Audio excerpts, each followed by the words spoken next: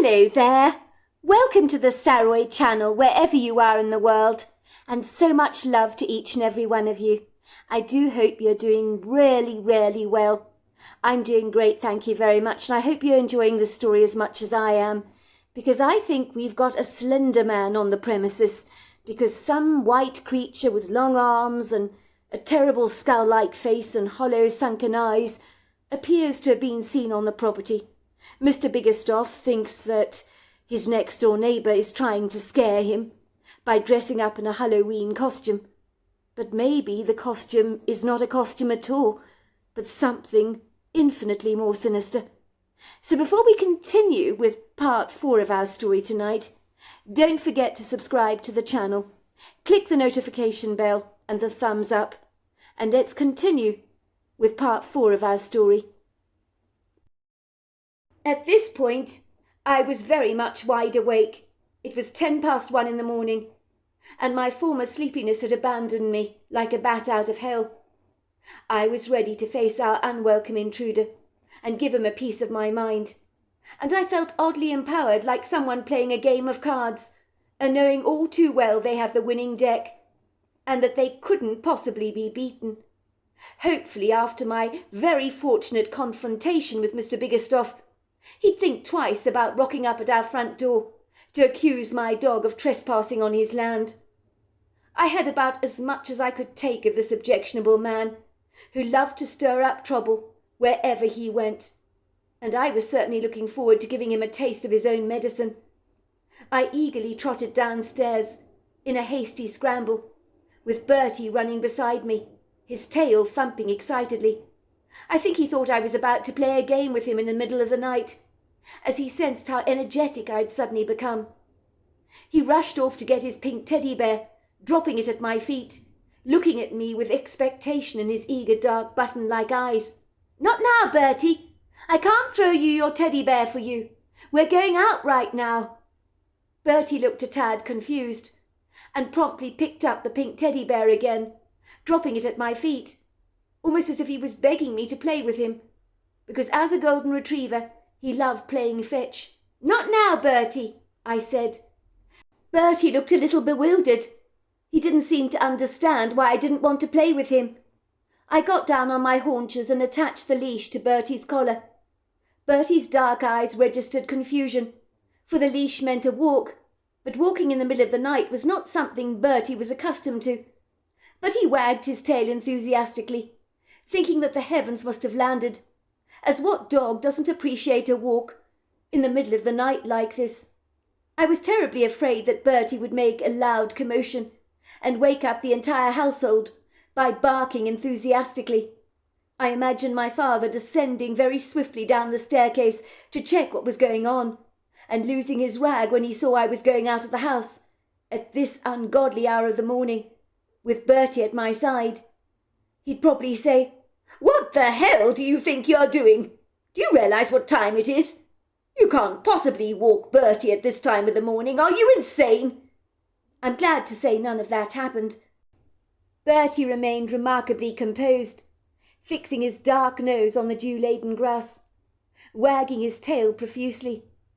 We'd recently had plenty of rain, and I couldn't really see all the puddles in the grass, as it was so dark. So my sneakers unfortunately got caught on some muddy patches, and it wasn't pleasant getting them caked in mud. But that was the last of my concerns right now.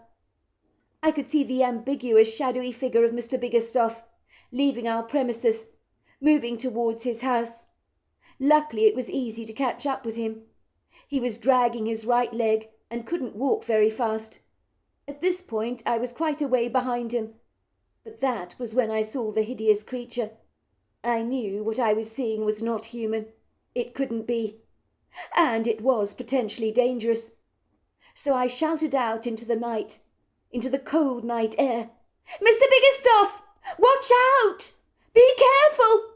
It's behind you, Mr. Biggerstoff!" He must have heard my alarmed warning call, for he turned around abruptly, staring in unadulterated horror at the creature that was moving stealthily towards him. The creature had probably wanted to creep up to Mr. Biggerstoff unaware, but I had blown its cover, by calling out to him to warn him of the predatory thing that had been stalking him. I knew at once, without doubt, what I was seeing. This was Slender Man. There are no words on this earth to describe to you how hideous this humanoid beast was. There was something so spider-like about this white, long humanoid, with the head shape of a grey alien and deep-set, sunken, hollowed eyes. Everything about the stealth-like way Slender Man moved sounded warning alarm bells in my mind. The light of Mr. Biggerstaff's torch illuminated the grotesque white being standing a few feet behind him. Mr. Biggerstaff's mouth dropped wide open, as if he couldn't believe what he was physically seeing. He didn't scream. I'm sure Mr. Biggerstaff was far too shocked to scream. He couldn't believe what he was seeing. His eyes popped wide open, and then very suddenly his torch slipped out of his hands, crashing violently on the floor.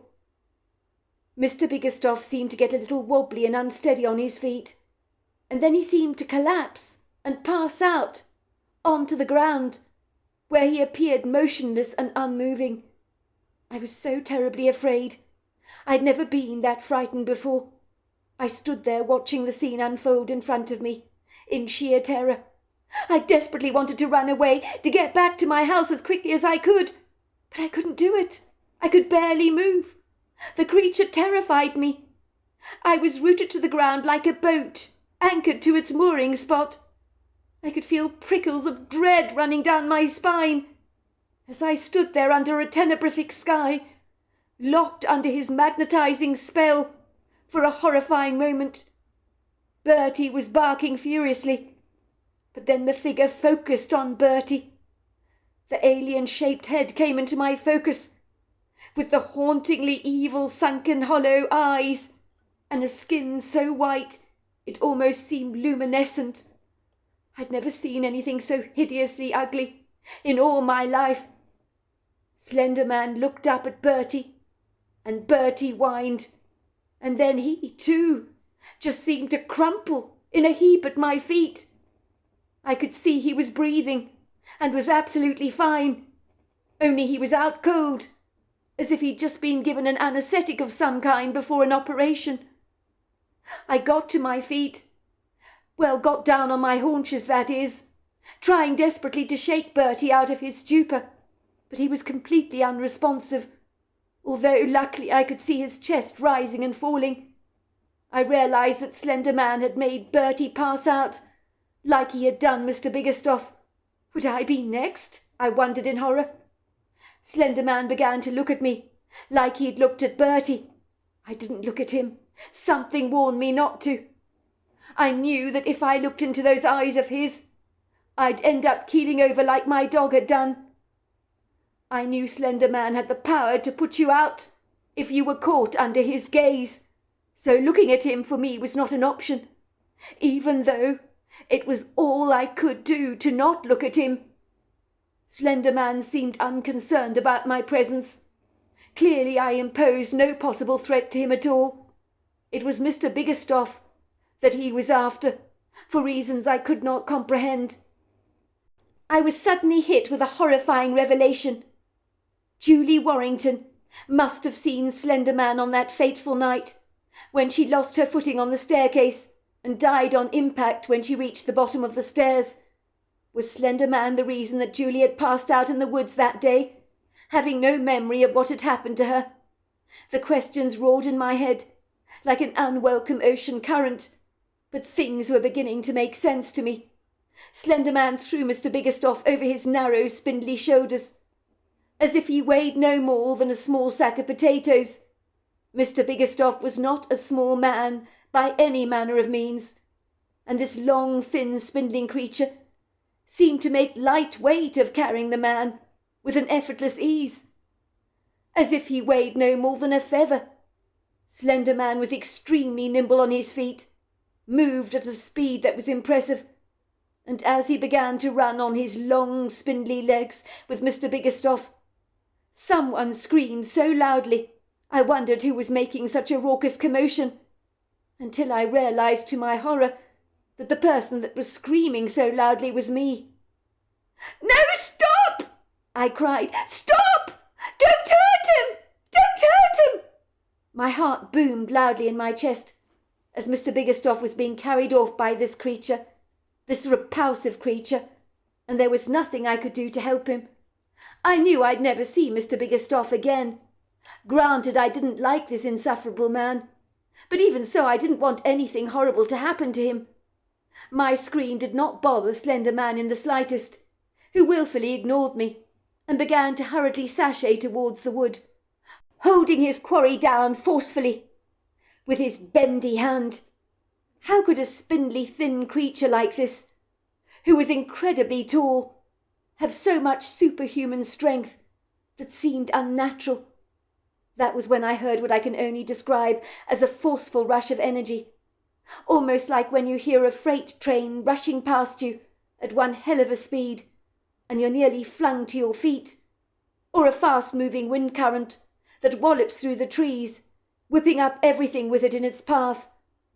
All of a sudden a dark, shadowy figure emerged through the trees, and at first I couldn't make sense of what it was, until under the light of the moon there was no doubt in my mind of what I was seeing. I stood there gaping, because now I was certain I had to be dreaming. I rubbed my eyes to reassure myself that I was actually wide awake, and that I was not caught up in a nightmarish lucid dream. I could see a mighty Bigfoot shouting out something loudly. Slender Man stopped dead in his tracks, becoming so straight he almost looked like a towering pencil. His long, narrow back was facing away from me. But in that poignant moment, the lumbering body of Mr. Biggerstoff began to almost slip off Slender Man's shoulders. But the Bigfoot hurriedly interceded, grabbing Mr. Biggerstoff gently and putting him on the ground, where he still remained in a lifeless heap. Ostensibly, if Mr. Biggerstoff had fallen from 7 foot off the ground, he might have hurt himself quite significantly. I knew the Bigfoot that had rescued my next-door neighbour had saved Mr. Biggerstoff's life, so Biggerstoff would potentially live to fight another day. He was going to be all right. In those consequential moments that seemed to last an agonizingly long time, Slender Man tried to escape the Bigfoot's grasp, but it was no good. He was no match for the big, strapping, formidable male Bigfoot. The male Bigfoot was easily 10 foot tall. He could have been bigger for all I know. He was powerfully built and exceedingly robust. His proportions were ripped and so muscular that I believed the Bigfoot would not have had much difficulty lifting up the back of a car. Everything about him resonated with both power and strength. He was covered in dark hair that seemed darker than the night, and his broad, ponderous shoulders, overlong arms and super-strong legs would have intimidated many. Indeed, many a man might possibly faint, encountering a creature so extraordinarily powerful like this Bigfoot was.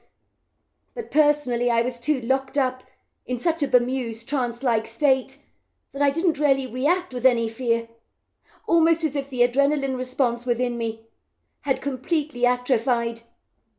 With an overlong pair of arms and the largest hands I've ever seen, the Bigfoot grabbed Slender Man, and the human creature let out an ear-piercing scream.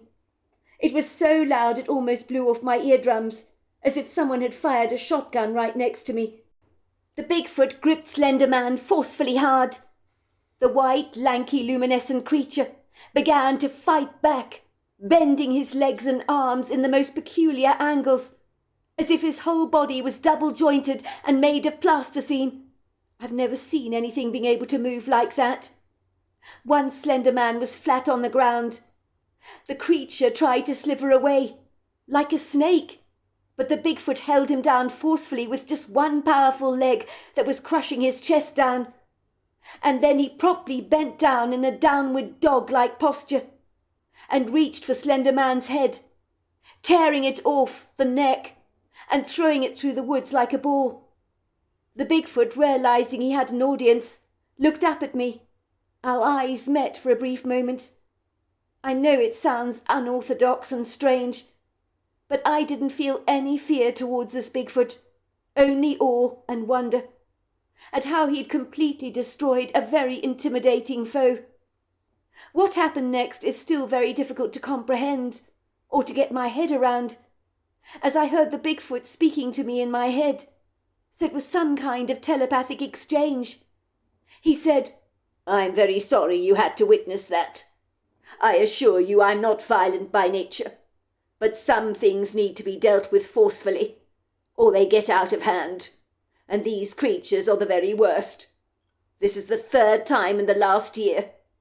These things have managed to slip through the portal, and I completely miss them.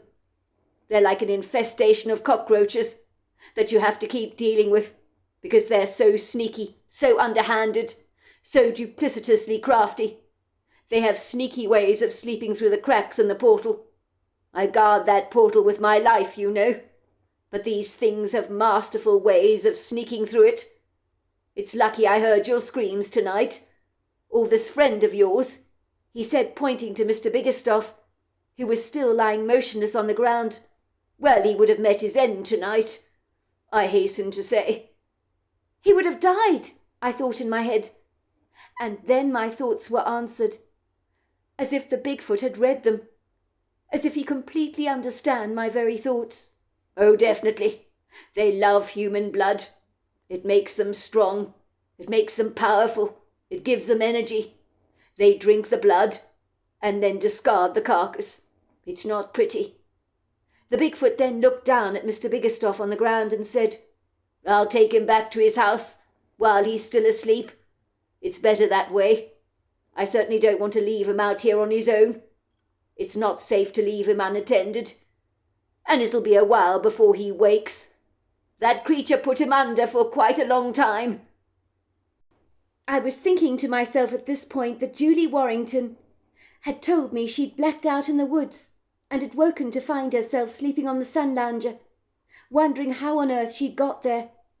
At the time I'd persuaded myself that after her angry, aggressive bout of flu, she had been far too weak and feeble, and had passed out, and obliviously managed to make her way back to her home. But now I was wondering if the slender man had been after Julie Warrington, which was why she'd fainted in the woods, probably losing consciousness.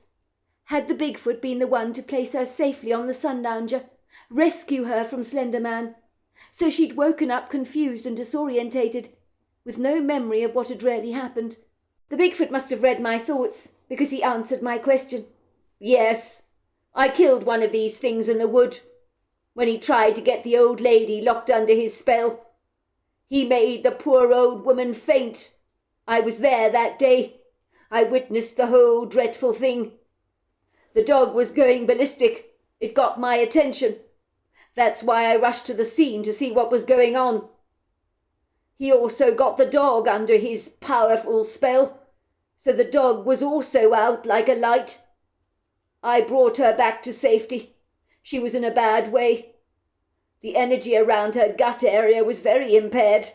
I left her some wild ginger, in the hope she might chew it to get better. I thought I'd dealt with the threat, you know.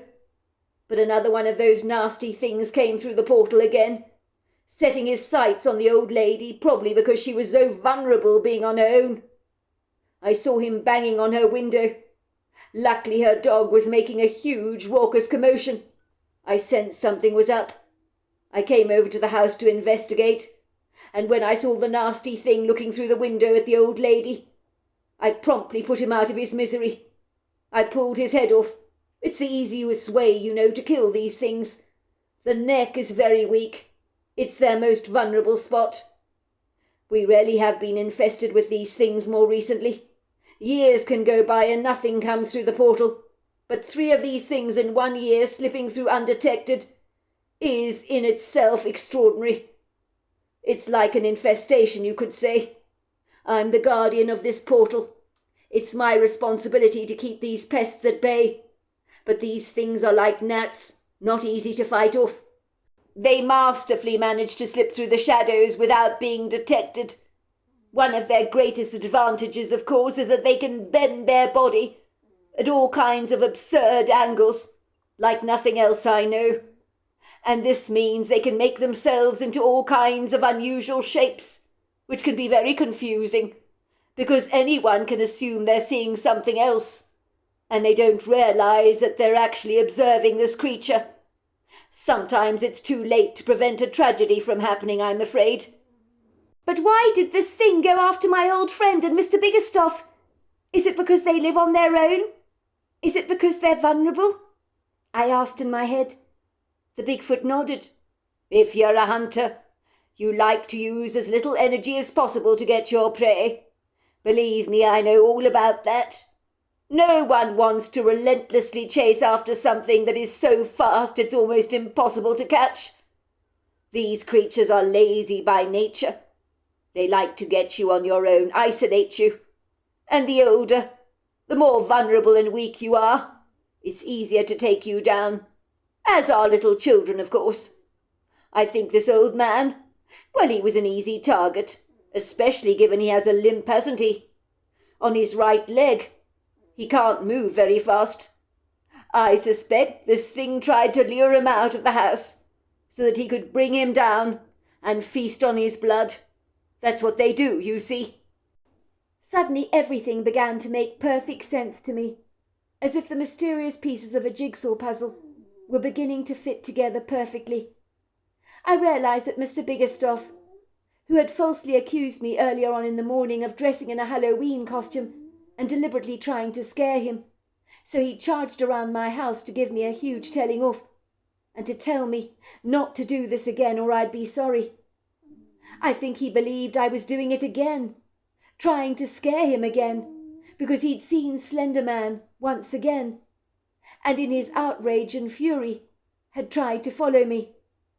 He had been lured out of his house in the middle of the night, giving Slender Man chase, because he wanted to confront me in person, not realizing he was chasing after this hideous creature. That's why he had ventured out onto the property with a torch, because he thought he was looking for me. When he couldn't find me hiding furtively in the shadows, which is what he was expecting to see, I imagine, he had walked away with his limp. I had noticed the creature stalking him and had called out in alarm to warn him, because I needed him to know that he was being pursued by this hideous-looking creature.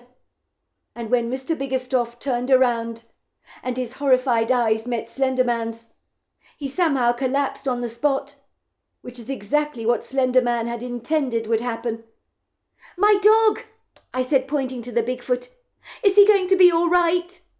The Bigfoot trotted over to Bertie and began to pull at his ears, and my dog began to shake his coat and looked up at us through sleepy eyes.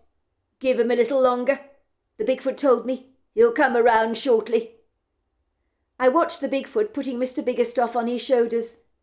He glided away and looked as if he was floating on air. I knew that Mr. Biggerstoff would wake up in the morning, feeling very disorientated. He would probably wake up lying on Julie Warrington's old sun lounger, having no recollection of how he got there. It was almost funny. Only it wasn't. I wondered if he would have any memory of Slender Man, or of rushing out of his house to chase after a creature that he believed was me in a Halloween costume. As the Bigfoot had assured me, Bertie arose from his slumber. Half an hour later or so, and we both trotted back to the house, as if nothing had happened. Everything seemed so surreal to me, for on this unusual night I had encountered two cryptid-like creatures that belonged to the pages of a fictional fairy tale, but I knew what had happened had been unequivocally real. After the strange unorthodox night I had experienced, when I had encountered two cryptid creatures, I'm not sure I was ever quite the same again. I mean, how could I be? I knew I was forever changed, and that what I believed to be my version of reality had been dramatically shifted, which in a way I saw as a good thing, as it meant I became so much more open-minded about things, and not too quick to dismiss what I might once have believed was an unlikely, seemingly far-fetched story. I know now, without a shadow of a doubt, that there are many people out there much like myself that have experienced their own personal strange encounters that they cannot explain, which may even be more weird than Slender Man. I will admit, when I woke up the following morning, I sat up with quite the start, rubbing my eyes furiously. It felt as if I'd just had a very lucid dream, Mr. Biggerstaff was always on my mind. He was always head-butting into my life obtrusively, like a belligerent male goat, who's angry with you for getting close to the females. It had to be a dream, I thought. But normally when I had dreams, the images in my head were so vague, so ambiguously obscure, with all the details so indefinite. Sometimes my dreams can almost be like impressions, but this dream I had was so detailed, it had to be real. It was when I looked down upon myself. I was surprised to see I was not wearing my pyjamas but my jogging pants and sweatshirt, which I had slept in overnight, when I had returned from my adventure, and been so exhausted I had slipped in my bed. I could also see my muddy trainers lying beside my bed, that were now completely covered in mud. They were absolutely filthy, leaving no doubt in my mind that I had definitely ventured outside during the night. Bertie looked up at me from the end of the bed, his loving dark eyes focused on me, his tail thumping furiously, his paws leaving behind muddy stains all over my duvet cover, leaving a mess my mother would not appreciate. She wasn't happy that Bertie slept on my bed anyway, so this would not please her at all. When I started to reflect over the previous night's events, everything seemed so surreal, so unlikely, as if it couldn't possibly have happened, but I knew that it had. I wondered to myself if Mr. Biggerstaff had any recollection of having gone chasing after Slender Man in the middle of the night, believing the creature to be me, wearing a Halloween costume. Mr. Biggerstaff had been so resolutely determined to catch up with me that he had wandered around aimlessly on my family's property, searching in vain to look for me with his flashlight, until he finally gave up and retraced his footsteps, not realizing that he was being ambushed very secretively by Slender Man himself, whose masterfully Machiavellian tactics had lured him out of his house in the middle of the night to meet with a deadly fate that he would never have seen coming. I didn't know if Mr. Biggerstaff remembered anything, but I smiled to myself in amusement when I thought of the bad-tempered, grumpy, cantankerous old man waking up to find himself on Julie Warrington's sun lounger and wondering how the hell he got there in the middle of the night. I almost wished I could be a fly on the wall. It was later that morning, as I was helping my mother clean up the breakfast things, I heard her groaning yet again. "Good Lord! No, it can't be. It's not him. Mr. Biggerstaff again." I could see Mr. Biggerstaff marching furiously towards our front door, looking angry again. Did anything ever change? "Oh, dear," said my mother. "He looks quite dreadful this morning, doesn't he? As if he's been dragged through a hedge backwards. Yesterday I thought he looked bad enough, but I've never seen him look this awful, this dishevelled." "Leave him to me. I'll go and get it. He probably wants to have a go at me about Bertie again, I suspect." "In that case, you better answer the door to him. Honestly, what is that man like? Why doesn't he leave us the hell alone?"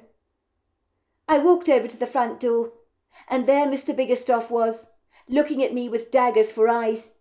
He pointed an accusing finger at me. "I saw you again last night, young lady, wearing that Halloween costume again.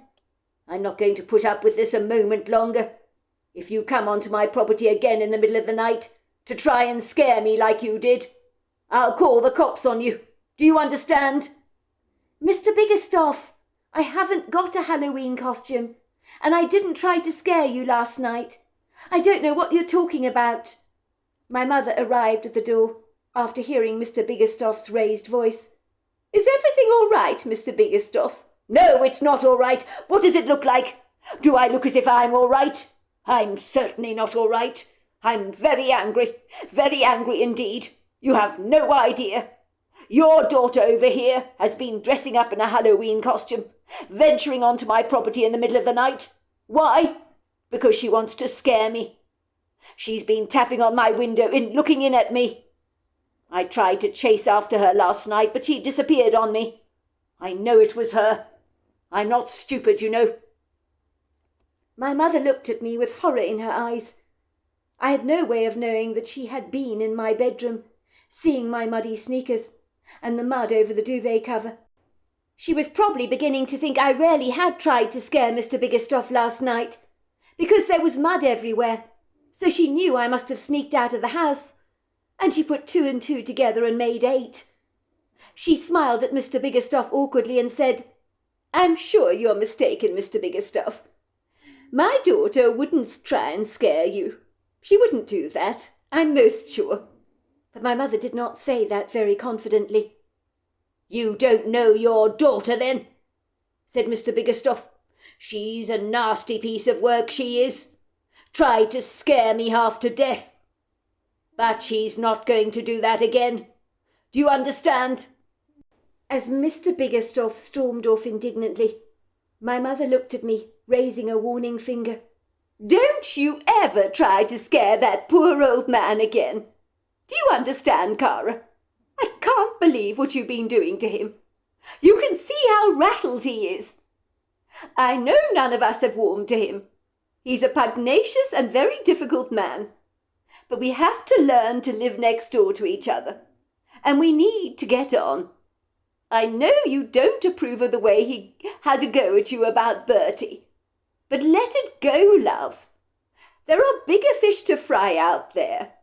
And we don't want to make an enemy out of him." I looked at my mother in abject horror. "You really believe I scared Mr. Biggerstoff, do you, Mum? You really believe I'd do a thing like that to him?"